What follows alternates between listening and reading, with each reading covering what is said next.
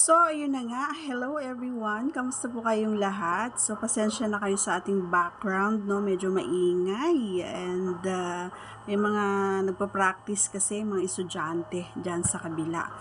Anyway, kamusta po kayong lahat? Sana po ay okay lang po kayo. And syempre, today's vlog, mga idol. Alam niyo naman kung ano yung mga vlogs natin. Syempre, this vlog is para sa mga bukasang kaisipan at may malawak na pang-unawa. Alright. So, alam niyo bang na-miss ko kayong lahat? At na-miss ko rin mag-vlog ng ganito. Kaso nga lang, minsan, ipagpaumanhin ninyo kung hindi ako nakakapag-vlog at yung mga request nyo ay hindi natin nagagawa, ano? Kasi medyo humigpit na si Lolo YT, kaya minsan na lang tayo nakakapag-vlog at bibihira. Anyway, susubukan natin kung ma-approve ito sa kanya. At ito ay isang katanungan. Sabi ni Idol, para sa'yo Idol, sabi niya ano yung mas nakakatulong sa iyo kasi katulad ng kapareha ko, sabi niya ay matagal. Sabi niya, matagal siyang alam niyo na. And then, syempre bilang isang lalaki, sabi niya, nakakahiyaman, sabi niya, nakakahiyamang sabihin sa inyo at sa kapareha ko talagang mabilis pa ako sa alas 4. So, yun ang kanyang problema. Sasagutin natin ito, no? And before we proceed, mga idol, ayan, baka hindi ka pa nakasubscribe, pakisubscribe po ang ating channel and click this tiny notification bell para ma-update po tayo pag meron tayong mga new upload videos. Alright. And katulad ng sinabi mo, idol, hindi naman lahat kasi ay pare-parehas, ang ng mga kababaihan. Iba-iba mood, iba-iba yung mood, iba-iba yung estilo nila, kung paano nila tulungan yung sarili nila. So bilang isang lalaki ka ay at natanong mo nga ito, maaaring makatulong ito, idol, kung minsan ay hindi naman siguro masama, ewan ko lang kung ako lang yung open pagdating sa mga ganito, pero marami ding mga kababaihan ang minsan jealous pag nanonood ng mga, alam mo na, yung mga ganon. Minsan nakakatulong talaga ito para meron ka ding matutunan. Yun yung ibig kong sabihin. Hindi ko sinabi na manood ka ng ganon para doon ka magpainit, 'di ba? So hindi, ang ibig kong sabihin, manood ka or magbasa ka ng mga bagay na alam mo at makakatulong, lalong-lalo na sa sitwasyon mo.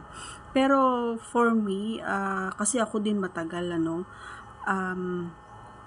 hayaan mo, halimbawa kayo ay 'di ba? Hayaan mo or tanungin mo siya kung ano yung makakatulong at makakapagpasaya sa kanya para sumabay or kahit mauna siya, 'di ba? Kasi alam mo ba pare ko, mas maganda yung sabay at mas maganda na mas napapasaya mo yung kapareha mong babae kaysa ikaw, kasi mas priority dapat ng mga boys yung pakiramdam or yung nararamdaman ng mga girls, hindi yung kayo, kasi kayo madali lang, 'di ba? So hindi 80% siguro or 90% sa mga kababaihan ang sobrang hindi ganun kabilis. Depende na lang kapag sinasabi, bakit yung sa akin mabilis? Kasi nga may mga kababaihan na kaya nilang i-fake yung kanilang nararamdaman, 'di ba? At kaya nilang tulungan yung sarili nila para makasabay, kumbaga, kung ano yung nagagawa mo.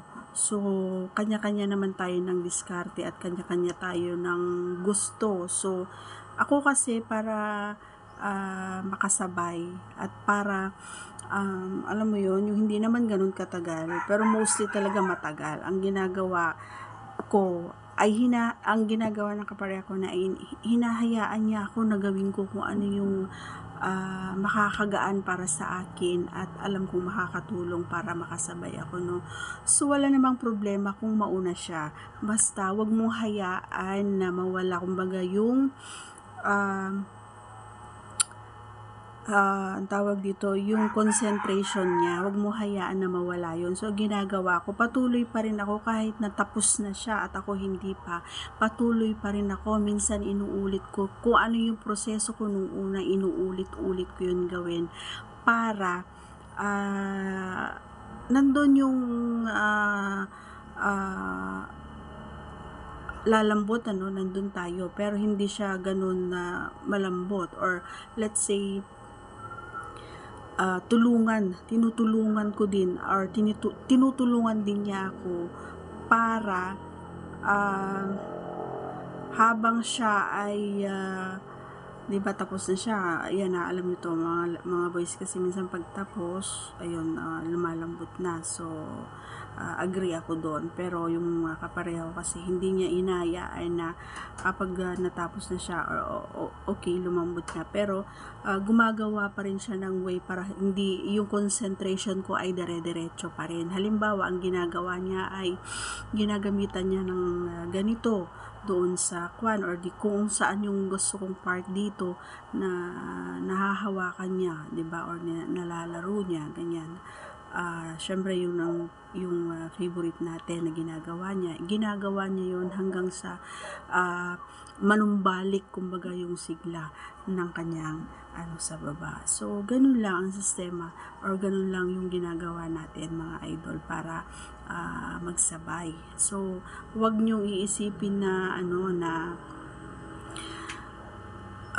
kailangan ganito, hindi, go with the flow lang. Kailangan yung iparamdam sa kanya na hindi dapat siya mahiya na mag-move, ganyan. Hindi dapat siya mahiyang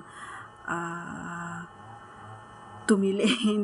hindi dapat siya mahiyang alam mo yon, may mga kababaihan kasi nahihiya silang ilabas yung boses nila minsan, or magsalita kung ano yung gusto nila. So let her be, and hayaan mo na gawin niya yung gusto niya. Kung gusto niyang umibaba, gusto niyang umilalim, kung gusto niyang baliktaran, gusto niya, ipagawa mo sa kanya para at least nagawa or naiparamdam mo sa kanya na siya ay open na gawin kung ano man yung gusto niya at alam niya makakatulong para sa inyong dalawa. And syempre mas masarap kasi sa pakiramdam kapag sabay kayo na natapos. Ayun. So that's all for today's video mga idol. Sana ay nagustuhan nyo, and huwag kalimutan subscribe ang ating mga channels, and isabay nyo na rin ang ating Facebook page, ang Ilocano Gala Vlog. Ayan, so nagpalit na tayo ng name, no, pero yun pa rin, pinalitan ko lang ng name. Alright, so thanks for watching guys. God bless everyone. Bye.